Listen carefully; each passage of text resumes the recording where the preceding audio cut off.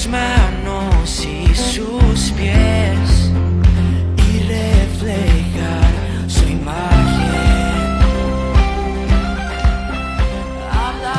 Estar con vosotros, poder compartir la palabra del Señor, siempre es un privilegio el compartir la Escritura, así que agradecido al pastor que me da la oportunidad de compartir la palabra con vosotros. Hace un par de años, 2 o 3 años, estuve dando en Vitoria una serie sobre el gozo en la vida cristiana, y como en principio está previsto que venga algún domingo más, entonces quiero rescatar algunos mensajes que estuve dando en Vitoria sobre el gozo y quiero compartir también aquí con vosotros.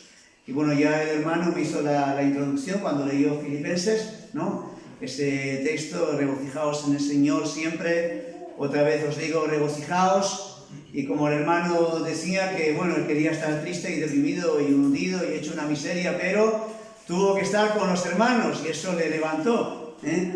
Así que justamente voy a predicar de eso, voy a hablar sobre el gozo en la comunión fraternal entre los hermanos, el gozo de la comunión fraternal entre los hermanos. El Nuevo Testamento nos enseña que a pesar de las pruebas y de las dificultades de la vida, a pesar de las muchas cosas que nos pueden producir dolor y tristeza, sin embargo, debemos siempre regocijarnos en el Señor por las muchas cosas que tenemos en Él. Amén. ¿Qué tenemos en Él?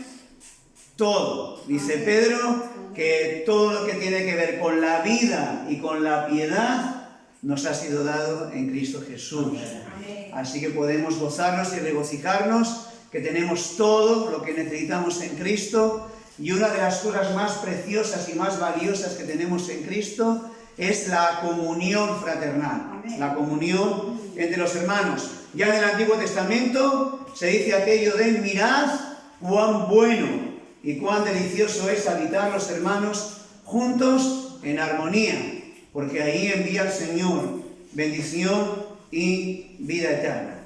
Recordar estas cosas es muy importante, ¿por qué?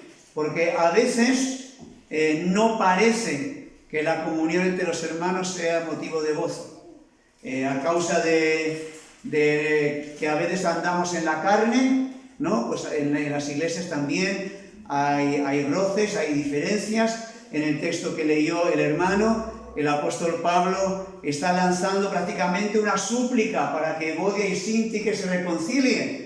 Está pidiendo a un hermano anónimo que le ayude, porque Evodia y Síntique, que eran buenas hermanas, que habían colaborado con Pablo en el Evangelio, ahora estaban enfadadas las hermanas. Y a causa de que a veces andamos en la carne, pues hay problemas entre nosotros. Y también a causa de nuestras limitaciones, pues a veces defraudamos, ¿verdad? Hemos esperado algo de alguien y cuando más lo necesitábamos parece que nos ha fallado. Y nosotros también fallamos, ¿eh? También hay gente que espera algo de nosotros y como que no damos la talla. Así que a veces parece que no es un motivo tan grande de gozo el reunirnos. Y efectivamente el Nuevo Testamento muestra de manera cruda y honesta que no siempre es fácil la comunión entre nosotros y el regocijarnos en esa comunión. De ahí los constantes llamados que encontramos en el Nuevo Testamento al perdón, a la paciencia, a la reconciliación, ¿no es verdad? Amén. Que constantemente en las epístolas se nos llama a perdonarnos, que constantemente se nos llama a la reconciliación, a tener paciencia, ¿sí o no? Amén. ¿Sí o no? Amén. ¿Y por qué el Nuevo Testamento insiste tanto en eso? Pues porque nos enfadamos, nos mosqueamos, no siempre es fácil la comunión entre nosotros y se nos tiene que recordar que tenemos que trabajar el perdón, la reconciliación, la paciencia y estas cosas. Entonces, el llamado, estos constantes llamados al perdón y la reconciliación nos dice que no es fácil tampoco la comunión entre nosotros. ¿Por qué? Porque aunque somos pecadores redimidos por la sangre de Jesús, todavía somos pecadores. ¿Hay alguien aquí que no es pecador?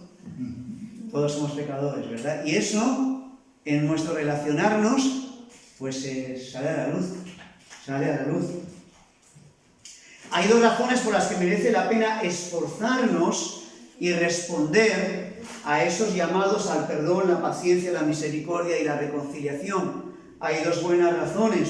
Primera razón, porque sí es una bendición y sí es un motivo de gozo la comunión entre los hermanos. Amén. A pesar de todas las dificultades, Amén. a pesar de que a veces nos enfadamos, sí es un motivo de gozo. Merece la pena luchar y esforzarse por la comunión. Y la segunda razón para responder a estos llamados al perdón, a la unidad y la reconciliación, la segunda razón es porque al esforzarnos en perdonar, al esforzarnos en buscar la reconciliación, estamos siendo modelados a la imagen de Jesús. Amén. Estamos siendo modelados a la imagen de Jesús.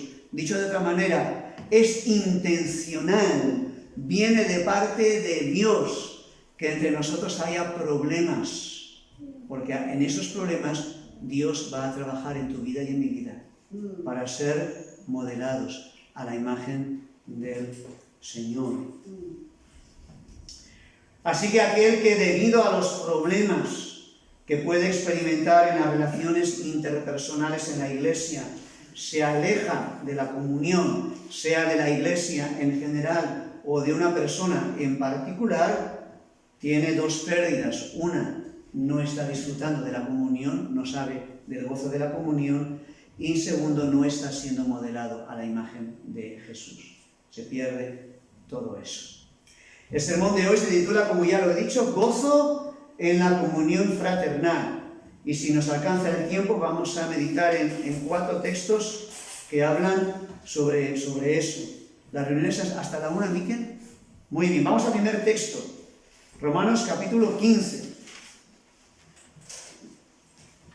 Romanos capítulo 15, versículo 24.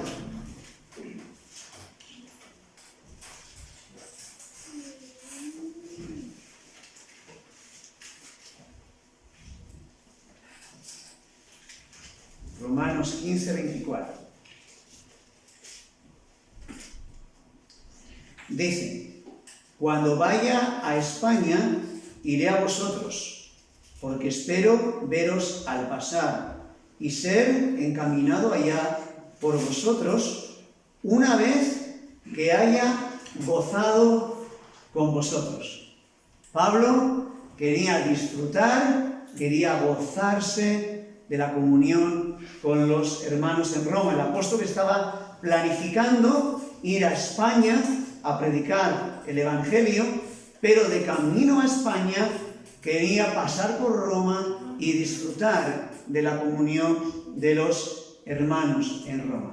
Sin embargo, el apóstol Pablo tenía 2 buenas razones o 2 buenas excusas para no haber manifestado demasiado interés en buscar a estos hermanos y tener comunión y gozarse con ellos. Estas 2 buenas razones son las siguientes. Por un lado, Pablo no conocía a la mayoría de los cristianos que había en Roma. A la mayoría no los conocía. ¿Por qué? Porque nunca había estado en Roma, nunca había estado allí. Así que la inmensa mayoría de las personas en Roma, cristianos, eran desconocidos para Pablo. Él conocía a algunas personas, había una veintena de hermanos en Roma a los que Pablo conocía porque había coincidido con ellos en otros lugares, en el contexto de otros viajes misioneros, y en el capítulo 16 manda saludos a esa veintena de hermanos a los que Pablo conocía, pero aparte de estos hermanos no conocía a nadie más. Nunca había estado en Roma. Humanamente hablando, no había mucho interés en conocer aquella comunidad. Podía haber organizado visitas como si privadas, ¿no? Haber visitado aquí y allá a los hermanos que conocía y ya está. Pero él quería estar con toda la iglesia, quería conocer a todos los hermanos que había allí. La segunda buena razón que tenía Pablo para no haber mostrado mucho interés es que su meta era España. Él quería ir a España a predicar el Evangelio. Roma era solamente un lugar de paso, su meta era España. Si recordáis, aquellos que conocéis mejor la palabra del Señor, Pablo tenía una manera de trabajar. Pablo iba a predicar el Evangelio a aquellos lugares donde Cristo no había sido predicado. Esa era su modo de trabajo del apóstol Pablo. Ahí donde Cristo ya había sido predicado, Pablo no tenía mucho interés. Él quería ir a los lugares donde Cristo no había sido predicado para comenzar ahí obra. Entonces en España no había sido predicado Cristo, en Roma sí, había una comunidad floreciente, vamos a decir, no estaba dentro del esquema de trabajo de Pablo el ir a Roma. Su objetivo claramente era España. Así que digamos que había estas dos razones para que Pablo no tuviera mucho interés. No conocía a la inmensa mayoría de los hermanos que estaban ahí y su meta era España, un lugar donde Cristo no había sido predicado. Sin embargo, a pesar de eso, él quiere detenerse ahí, parar buen tiempo ahí, tener comunión fraternal con todos los hermanos y gozarse con ellos. Dice Pablo, espero veros al pasar. Ahora, en el griego original, el verbo griego que usa aquí Pablo para el verbo ver, no es el verbo habitual que aparece en el Nuevo Testamento. El verbo griego que usa Pablo para ver significa ver de cerca. Ver de cerca. Pablo no quería simplemente pasar por Roma, saludar a los hermanos de lejos y después seguir su camino. Él quería verlos de cerca. Hermanos, la comunión en la iglesia no es que nos saludamos así de lejos, ¿no? Sino que nos acercamos unos a otros, nos abrazamos, nos damos un par de besos, cada iglesia según su costumbre, ¿verdad? Y nos vemos de cerca, nos miramos, charlamos un rato, disfrutamos de la comunión. No es, agur, terminó el culto, me voy, adiós, hasta el domingo. El vernos de cerca, el mirarnos, el disfrutar de ese tipo de comunión. Pablo quería ver de cerca a los hermanos para llenarse de gozo con ellos. ¿Y cómo pensaba Pablo llenarse de gozo al ver a los hermanos? ¿Qué es lo que tenía en mente Pablo? Quizá Pablo estaba pensando, bueno, voy a tener una semana, 10 días de turismo por Roma, ¿no? En Roma hay un montón de lugares preciosos para visitar la ciudad eterna, así que vamos a organizar algunas excursiones turísticas con los hermanos para pasear por la ciudad, y Pablo pensaba en eso y eso le llenaba de gozo. No era eso lo que tenía Pablo en mente. Acompáñame al capítulo 1. Capítulo 1. ¿De Romanos? Sí. Ahí está mi madre haciendo de apuntadora.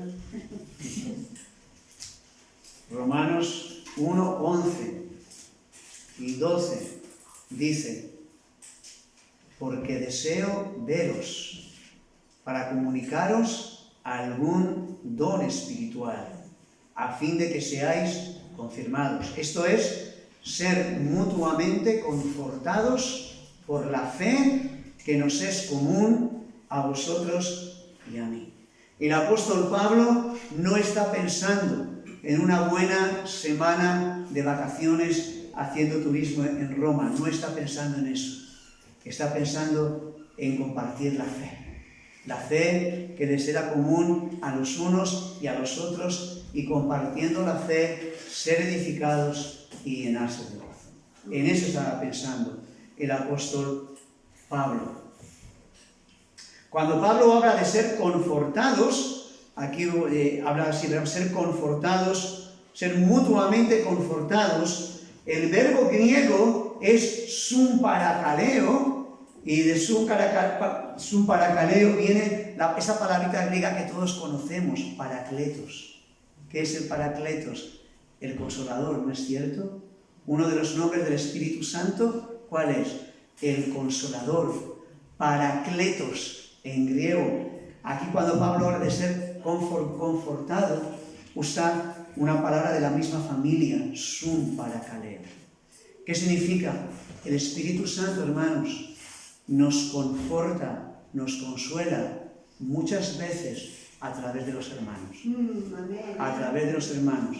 A veces los cristianos tenemos ideas muy místicas, ¿no? Que va a venir el Señor de alguna manera muy espectacular para consolarme, para confortarme. No, muchas veces es la sencilla comunión entre los hermanos, como dijo el hermano al principio. Hermanos, está genial la comunión que viene de hacer un viaje turístico. Claro que sí, los hermanos podemos disfrutar de ese tipo de comunión, ¿no? Espero que nadie me ha malentendido. Si vas a Roma con otro hermano y haces turismo, está genial, ¿verdad? Ir al campo con los hermanos, organizar una barbacoa y comer un buen asado, todo eso está bien y forma parte de la comunión. Pero hermanos, la idea de comunión en el Nuevo Testamento entre cristianos es la comunión en el Evangelio. El meditar juntos en la palabra, el orar juntos, el ayunar juntos, el evangelizar juntos, el ayudarnos cuando uno está desanimado. Esa es la idea de la comunión verdadera, la comunión más profunda, más íntima, que trae gozo. Así, por ejemplo, cuando el apóstol Pablo escribe a los filipenses, les dice: doy gracias a mi Dios siempre que me acuerdo de vosotros, siempre en todas mis oraciones, rogando con gozo por todos vosotros, por vuestra comunión en el Evangelio, desde el primer día hasta ahora. No hay nada como la comunión en el Evangelio.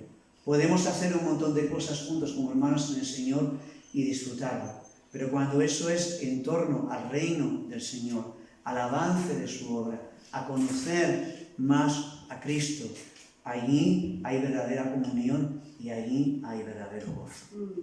Para eso quería visitar a los hermanos, para eso, para disfrutar de esa manera.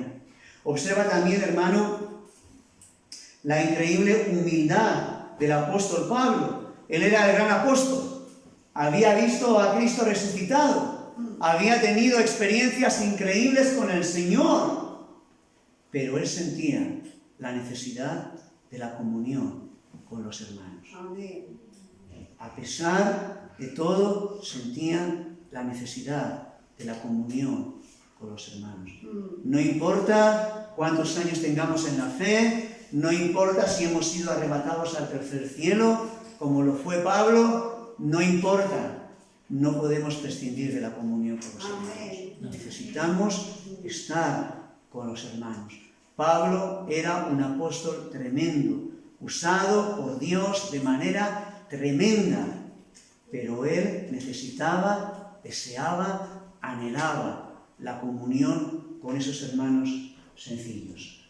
Yo digo que aquellos cristianos que no sienten la necesidad de congregarse, a tales hermanos hay que felicitarles, porque están en un nivel mucho más alto que el de Pablo.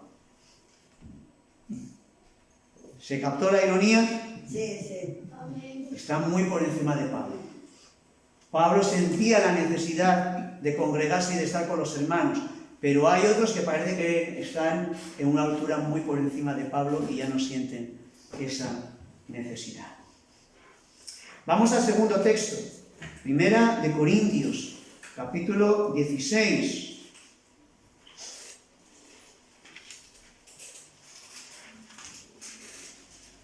Leemos desde el versículo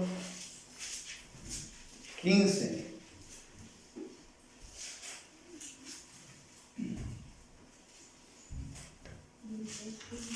Primera de Corintios 16, desde el 15. Dice así: hermanos, ya sabéis que la familia de Estéfanas es nombre de hombre, ¿vale? Igual lleva a confusión, parece nombre femenino, pero es masculino, es el nombre de un señor. La familia de Estéfanas es las primicias de Acaya, y que ellos se han dedicado al servicio de los santos. Os ruego que os sujetéis a personas como ellos y a todos los que ayudan y trabajan. Me regocijé con la venida de Estéfanas, de Fortunato, de Acaico, pues ellos han suplido vuestra ausencia, porque confortaron, de nuevo, confortaron mi espíritu y el vuestro. Reconoced, pues, a tales personas. La casa de Estéfanas era de las primicias en Corintio, de las primeras familias que se habían convertido en Corinto. Estéfanas era el cabeza de esa casa, de esa familia.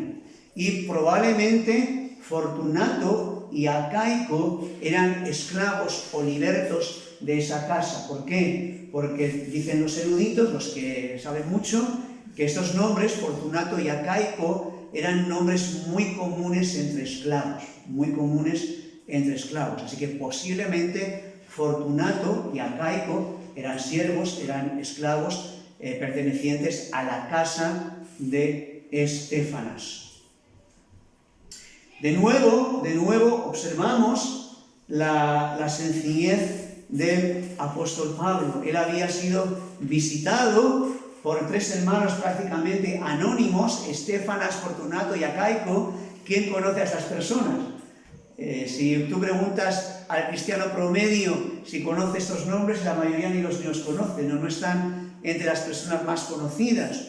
Pero de nuevo ves la sencillez de Pablo, dice, me regocijé con la visita de estos hermanos. Él no dice que había venido Pedro, que había venido Juan, que había venido Santiago y se había regocijado. No, había recibido la visita de 3 hermanos sencillos, 2 de ellos posiblemente esclavos.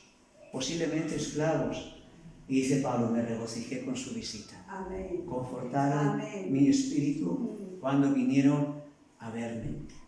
Hermano, no hace falta que te visite un superpredicador, un superpastor. Si piensas en algún gran predicador o algún gran pastor que admires mucho, no hace falta que te visite esa persona para que te alegres mucho. Cualquier hermanito que de verdad es hermano, y te visita, debe ser un motivo de gozo y de alegría para ti. Esos 3 hermanos visitaron a Pablo y Pablo estaba encantado, se regocijó con la visita de ellos. De nuevo Pablo dice que la visita de estos hermanos le confortaron. En castellano es el mismo verbo que aparece en Romanos, ¿recordáis? Que dice Pablo en Romanos que deseo veros para ser mutuamente confortados. Aquí vuelve a aparecer. La diferencia es que Pablo ahora en griego usa un verbo diferente. El verbo que usa es anapauo. Anapauo es un verbo compuesto. Ana significa de nuevo, otra vez. Indica una acción repetitiva en el griego. Pauo significa reposar. Entonces, anapauo significa un reposo que permanece, un reposo completo, un reposo amplio. Estas personas trajeron reposo a mi corazón cuando me visitaron. Hermanos, vivimos en una sociedad muy estresada, ¿no es cierto? Con mucha tensión, con mucho estrés, y el apóstol Pablo, como ministro del Señor, estaba fuertemente sometido a mucha tensión emocional. Hermanos, uno de los mejores ansiolíticos que existe no es una píldora en una farmacia, sino la comunión con los hermanos. Amén. La comunión con los hermanos. Uno de los mejores ansiolíticos que existen. Cuando estás con buenos hermanos, y eso trae reposo, trae quietud, trae paz a tu corazón. Amén. Las relaciones entre Pablo y la iglesia de Corinto no eran fáciles, de hecho con el tiempo se fueron complicando, pero estos 3 hermanos actuaron de forma que llevaron descanso, refrigerio, tanto al propio Pablo como a la iglesia de Corinto. Dice el texto, confortaron mi espíritu y el vuestro, confortaron el espíritu de Pablo y de los hermanos en Corinto. Es decir, actuaron como una embajada de paz entre la iglesia de Corinto y entre la iglesia y entre Pablo, cuyas relaciones no eran fáciles. Y hacen falta, hermanos, en todas las iglesias, estas personas que son embajadores de paz. Que cuando hay dos personas enfrentadas o en tensión, hay hermanos que contribuyen a la reconciliación y a la paz. Algunas preguntas que podemos hacernos. ¿Llevo descanso espiritual, refrigerio allí donde voy? ¿La gente siente descanso cuando llego o la gente siente descanso cuando me voy? ¿Qué tipo de descanso doy? Llego y la gente dice, qué bendición, qué descanso, que vino el hermano. O la gente dice, menos mal que se fue, qué descanso que se fue. Hermanos, tristemente hay personas que dan descanso cuando se van. Tristemente. Pero la meta es que somos ese tipo de personas que llevamos descanso y refrigerio allí donde vamos, allí donde nos presentamos. Actuamos como embajadores de paz, tendiendo puentes entre personas que quizá no se entienden bien, o echamos más leña al fuego cuando hay un conflicto. Estos hermanos fueron embajadores de paz y confortaron, regocijaron el corazón de Pablo. Y así debe ser la comunión entre nosotros. Vamos a nuestro tercer texto. Vamos a 2 de Timoteo, capítulo 1, versículo 3. 2 de Timoteo, capítulo 1, versículo 3.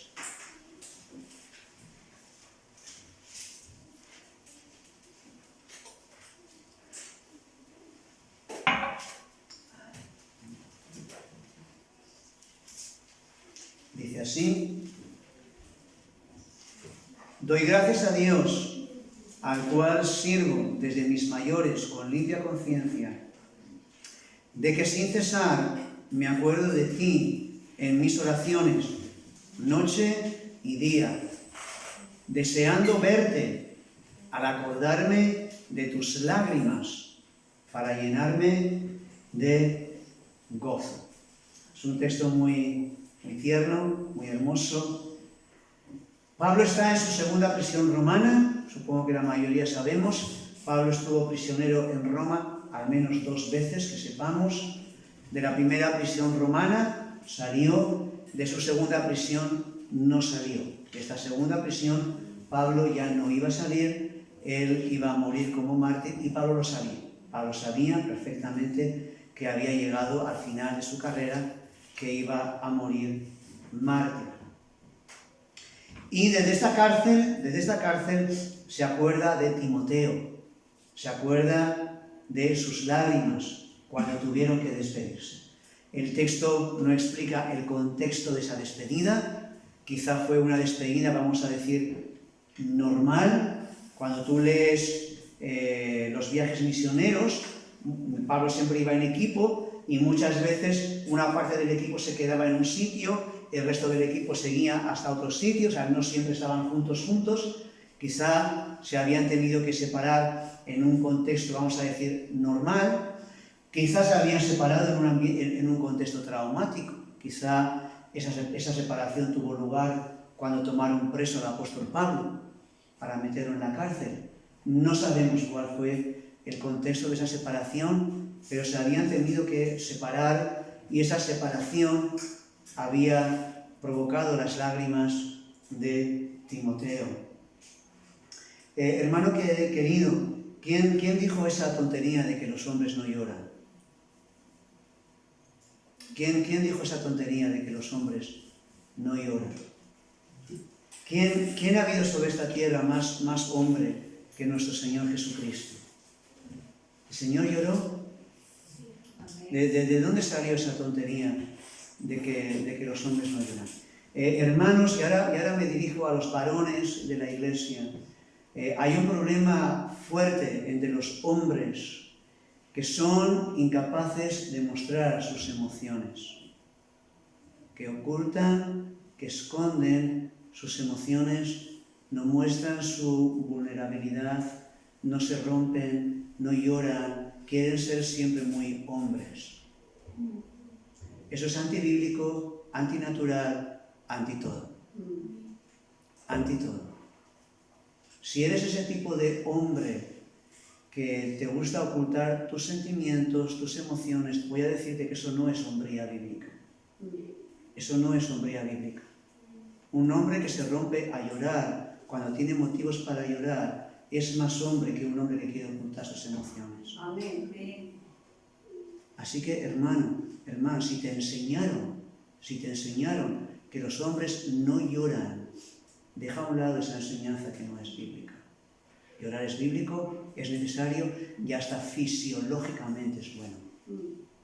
Hasta es bueno para tu cuerpo liberarte de esta manera. Pablo y Timoteo fueron separados. Timoteo ya no era un creyente, ya tendría sus 30-35 años, y esa separación provocó que Timoteo rompiera a llorar. Los hombres sí lloran. Sí lloran. No ocultes tus emociones. Eso no va a ningún sitio. Así que Pablo se acuerda de Timoteo, se acuerda de sus lágrimas al escribir esta carta y expresa su deseo de volver a verle para gozarse con él. Al final de la epístola, Pablo le dice a Timoteo, procura venir antes del invierno. En aquel entonces los grandes viajes se hacían por mar, pero cuando venía el invierno ya no se podía viajar, ya era imposible porque la mar se ponía muy brava. Y Pablo le está diciendo a Timoteo, Timoteo, si pasa el invierno y no vienes a verme, cuando pase el invierno, igual ya no estoy. Porque mis días aquí están contados. Yo sé que ya he llegado al final de mi carrera. Así que, Timoteo, quiero verte. Tengo muchos deseos de verte. Así que antes de que venga el invierno, agarra el primer barco que puedas y ven a verme.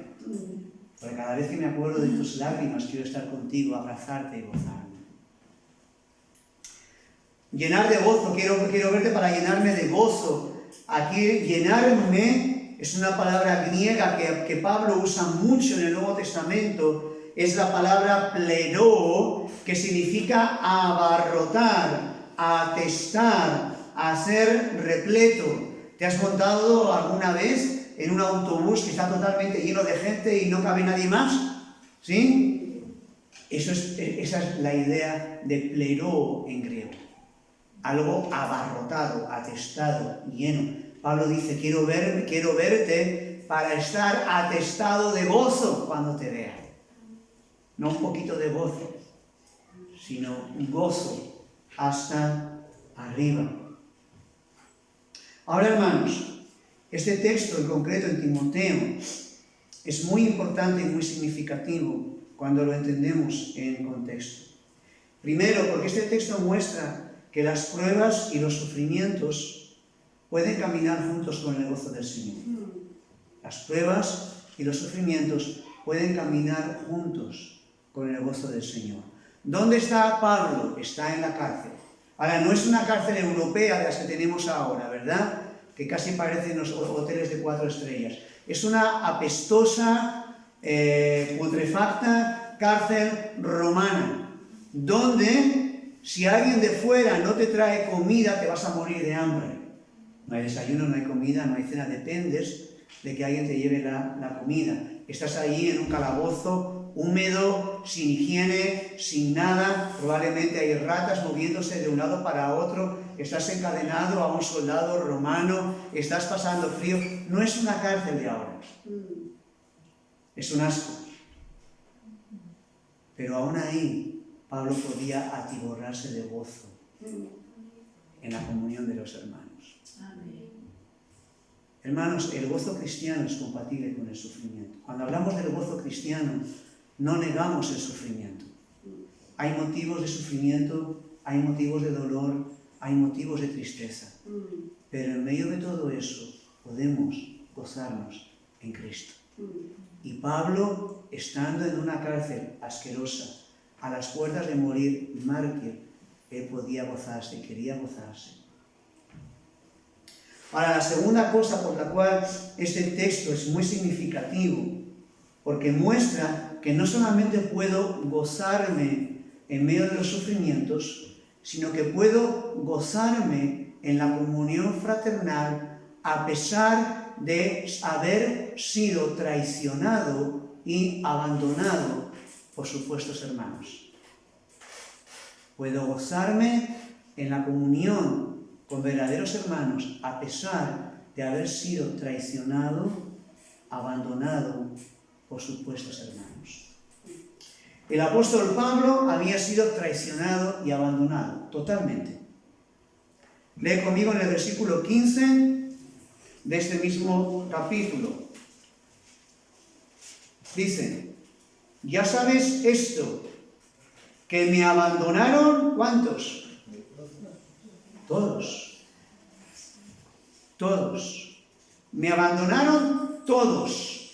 Los que están en Asia, se refiere a la provincia de Asia, que se corresponde con la parte más occidental de Turquía. Me abandonaron todos los que están en Asia, de los cuales son Figelo y Hermógenes. El contexto en el que escribe Pablo esto es el contexto en el que se desató una tremenda persecución contra los romanos a raíz del incendio que ocurrió en tiempos del emperador romano Nerón. A causa de eso se desató una terrible persecución. A causa de esa persecución, Pablo y Pedro van a morir mártires, y por tanto es un momento en el que es muy peligroso que te identifiquen con Pablo. Muy peligroso. Si te identifican con Pablo, puedes acabar como él. Y Pablo dice: todos me abandonaron, nadie quiere saber nada conmigo. Entre los cuales Figelo y Hermógenes. Se ve que se había sentido particularmente decepcionado por Figelo y Hermógenes. Todos me abandonaron. Acompáñame a 4:14.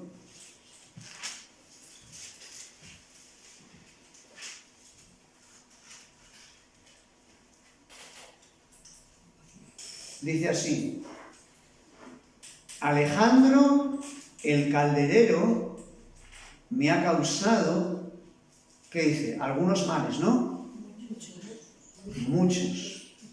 Alejandro el calderero me ha causado muchos males. No sabemos qué tipo de males, pero se ve que es una persona que se había opuesto a Pablo, le había ocasionado daño, y Pablo dice: el tipo este me ha causado muchos males, que el Señor le pague. Es lo que termina diciendo, ¿verdad? Que el Señor le pague según sus obras. Yo no voy a vengarme, porque el Señor que ha dicho: mía es la venganza. En el corazón de un cristiano nunca debe estar el ánimo de vengarse. Fíjate lo que dice el versículo 16. En mi primera defensa, ninguno estuvo a mi lado.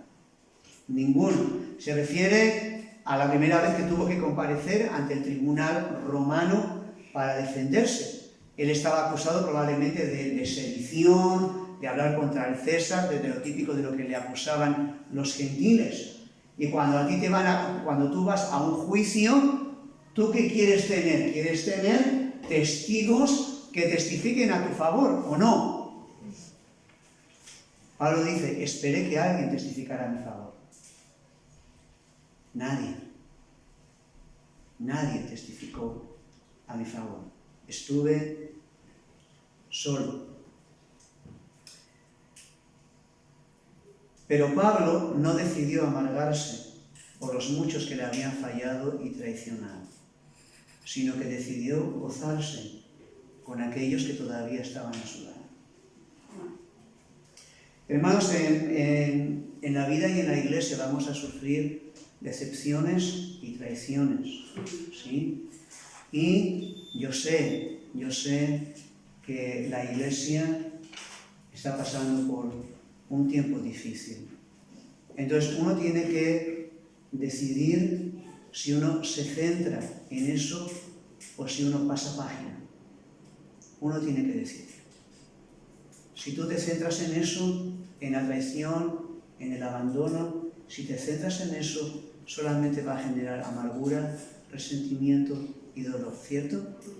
¿Cierto? Pero cuando tú pasas página y decides gozarte con los buenos cristianos, con los buenos hermanos, que se muestran fieles, leales, confiables, como se suele decir, en las duras y en las maduras, puedes seguir gozándote. Amén. Puedes seguir gozándote. Y hermano, en la vida vas a tener que decidir. En la vida vas a tener que decidir o quedarte clavado por aquel que te traicionó o pasar página y gozarte con el que tienes a tu lado. Pablo decidió gozarse con los buenos hermanos que todavía tenía. Todavía tenía a Timoteo, todavía tenía a Onesíforo. En el mismo capítulo 1 lo menciona, dice, todos me abandonaron, pero Onesíforo me buscó. Uno de los textos más hermosos de la Escritura para mí. Todos me abandonaron, pero Onesíforo me buscó y me confortó. Vamos a ver, es que me encanta. Dice, ahí mismo dice, después de que dice, ya sabes que me abandonaron todos los que están en Asia, dice el versículo siguiente, el 16, ¿estáis? Dice, tenga el Señor misericordia de la casa de Onesíforo, porque muchas veces, y de nuevo el mismo verbo, me confortó y no se avergonzó de mis cadenas, sino que cuando estuvo en Roma me buscó solícitamente y me halló. Hermano, yo puedo predicar sobre este texto todos los domingos y saltar porque amo a ese hombre. Que en medio de un abandono general se jugó la vida para visitar a Pablo. Hermanos, siempre en el mundo evangélico va a haber aquellos que van a traicionar. Pero siempre en el mundo evangélico va a haber Timoteos y Onesíforos. Amén. No te centres en los que traicionan. Gózate en los que están a tu lado. Amén. Y eso es salud. Amén. Eso es salud. Amén. Amén. ¿Tengo tiempo? Sí, tengo tiempo.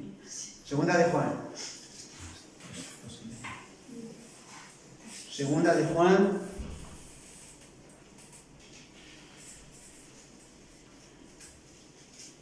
Que solo tiene un capítulo, ¿vale? No tiene más que un capítulo. Es que si no lo digo, enseguida mi madre va a preguntar, ¿y qué capítulo? No tiene más que uno. Ahí está la apuntadora. Vamos a leer desde el versículo 9. Dice así: cualquiera que se extravía y no persevera en la doctrina de Cristo, no tiene a Dios. El que persevera en la doctrina de Cristo, ese sí tiene al Padre y al Hijo. Si alguno viene a vosotros y no trae esta doctrina, no lo recibáis en casa, ni le digáis bienvenido, porque el que le dice bienvenido participa de sus malas obras. Cuando hablamos del gozo en la comunión con los cristianos, hay que tener en cuenta que no todo aquel que se llama cristiano es de verdad cristiano. La invitación de la Escritura a gozarnos entre nosotros es a gozarnos con los que son verdaderos cristianos. La Escritura expresamente nos dice que tenemos que alejarnos de aquellas personas que se llaman cristianas o que se dicen evangélicas, pero que andan en desorden. Y esa es una de las enseñanzas más chocantes del Nuevo Testamento que a muchos cristianos les cuesta asumir. Pero el Nuevo Testamento es muy claro, dice que no podemos tener comunión con aquellos que se llaman cristianos o que se llaman evangélicos, pero andan en desorden. Y hay dos tipos de desorden. Está el desorden moral. La Escritura dice no puedes tener comunión con aquel que se llama cristiano, pero anda en manifiesto desorden moral. Escribiendo el apóstol Pablo a los Corintios, dice: os escribí que no os juntéis con ninguno que llamándose hermano fuere fornicario, avaro, idólatra, maldiciente, borracho, con el cual ni aun comáis. El segundo tipo de persona, o el segundo tipo de desorden, es el desorden doctrinal, cuando alguien anda en manifiesto desorden doctrinal. Es el caso en contexto.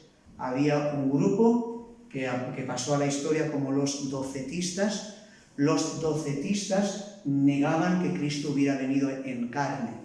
Los docetistas enseñaban que Jesús tenía apariencia de haber venido en carne, pero realmente no estaba encarnado. Era solamente como un espíritu. Negaban la encarnación de Cristo. Evidentemente, negar la encarnación de Cristo es una herejía monumental. Ataca al núcleo central del Evangelio.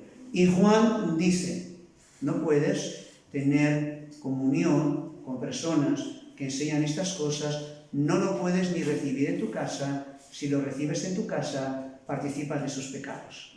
Dice el texto. ¿Sí? ¿Has leído conmigo? Hermanos, el objetivo de estas instrucciones no es tratar a esas personas que se llaman evangélicas, que andan en desorden moral o doctrinal. El objetivo no es tratarlos como a enemigos, ¿sí? No se trata de que los ves venir por la acera y te cambias de acera. No se trata de eso, porque la Biblia nos prohíbe tratar a nadie como enemigo, ¿verdad? La Escritura nos manda amar a todos. El objetivo con esta instrucción es doble. Uno, no ser contaminado.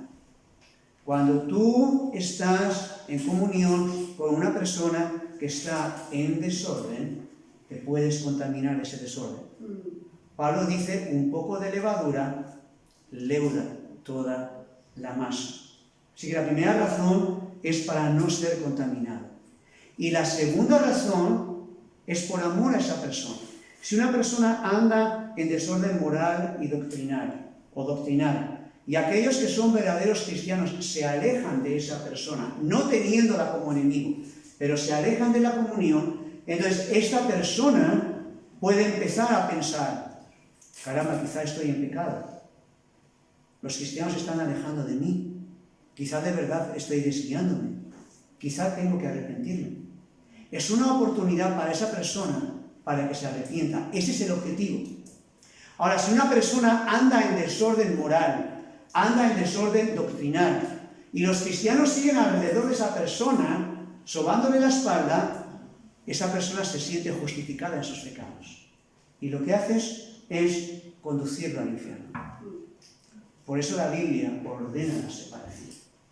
Es una de las enseñanzas más difíciles de captar para los cristianos, pero una de las enseñanzas más claramente enseñadas en el Nuevo Testamento. Por amor a ti mismo y por amor a la persona, debes alejarte de aquellos que, llamándose evangélicos, andan en desorden, no teniéndolos por enemigos, sino por amor a sus almas y por amor a tu alma. Así que Juan dice, no tengas comunión con los tales. No se puede tener comunión con todos los que se llaman cristianos o evangélicos, tristemente. Pero sigue diciendo, versículo 12, tengo muchas cosas que escribiros, pero no he querido hacerlo por medio de papel y tinta, pues espero ir a vosotros y hablar cara a cara, para que nuestro gozo sea cumplido. Y de nuevo cumplido, gozo cumplido, de nuevo cumplido, en griego es pleroo, atiborrarse de gozo. Juan quería ver a estos hermanos para atiborrarse de gozo. Juan está diciendo, podría seguir escribiendo, podría escribir mucho más, pero no quiero escribir más. Lo que quiero es veros, estar cara a cara con vosotros y llenarme de gozo. ¿Qué significa esto? Significa que no hay nada que pueda sustituir adecuadamente la comunión fraternal presencial, la comunión derivada de estar físicamente juntos.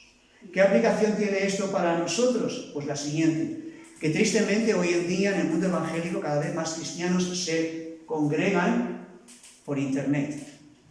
¿Conoces a estos cristianos? Que dicen, no, yo no voy a la iglesia, pero me congrego por internet, sigo el culto de no sé qué iglesia.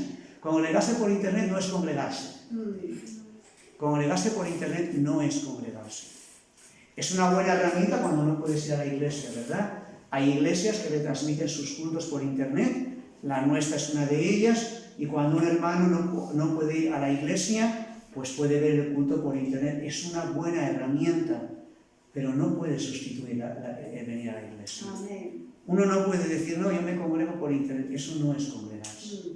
Congregarse es venir a la casa del Señor y estar con los hermanos. Juan está diciendo, puedo escribir y escribir, pero no quiero escribir. Quiero estar con vosotros. Quiero veros cara a cara. Quiero disfrutar de la comunión. Hermanos, a modo de conclusión, el Nuevo Testamento nos ofrece un panorama espectacular del disfrute que podemos tener los unos con los otros. Pablo desea gozarse con los hermanos de Roma, a pesar de que a la mayoría de ellos ni conocían. Pablo se goza con 3 hermanos semi-anónimos, 2 de ellos probablemente esclavos, que actúan como una embajada de paz entre Pablo y los corintios. Timoteo llora al despedirse de Pablo, y Pablo anhela intensamente verlo de nuevo para llenarse de gozo, a pesar de que se está pudriendo en una cárcel romana, de la que sabe que no saldrá, y a pesar de la decepción que ha sufrido de muchos hermanos. Juan podría seguir escribiendo a los destinatarios de su segunda carta, pero no quiere escribir más, él quiere verlos cara a cara. Es un panorama imponente el que refleja el Nuevo Testamento, el valor, el gozo, la bendición de la comunión entre los hermanos. Amén. Amén. Amén. Así que, hermanos, 4 consejitos para terminar. 1. Participa de todas las actividades de la Iglesia en la medida en la que tu tiempo y tus fuerzas te lo permitan. Si la Iglesia está abierta a un estudio bíblico, un culto de oración, ven, ten gozo en la comunión del Evangelio con tus hermanos. 2. Desarrolla buenas amistades en la Iglesia, en esta Iglesia o en otras iglesias, obviamente. Desarrolla buenas amistades en la Iglesia. Hermanos, nuestros amigos más estrechos deben ser cristianos. La palabra del Señor no dice ni una sola palabra acerca del gozo en la comunión con los impíos. Ni un texto habla acerca del gozo de la comunión con los impíos.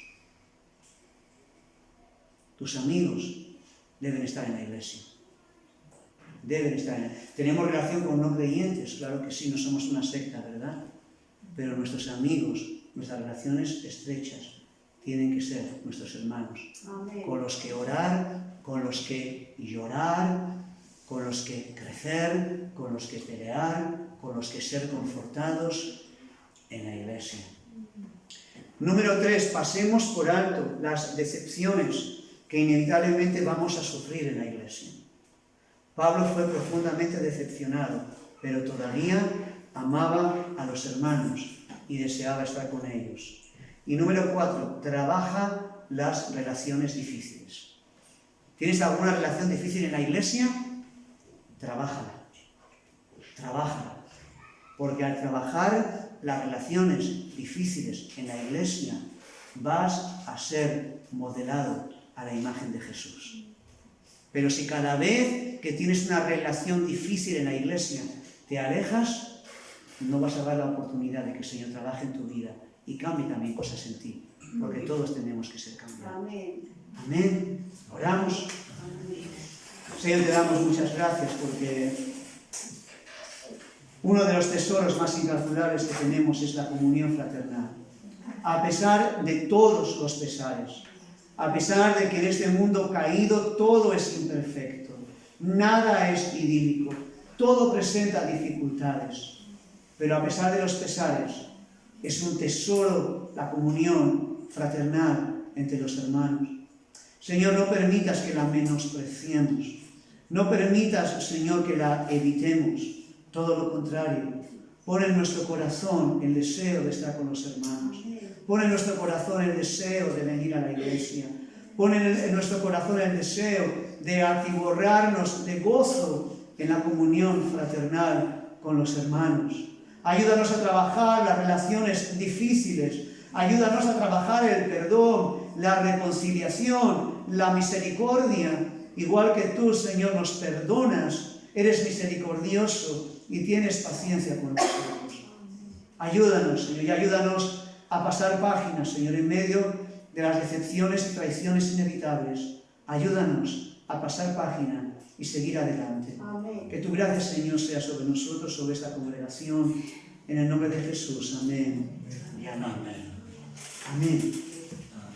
Déjanos ver tu poder en nuestra generación.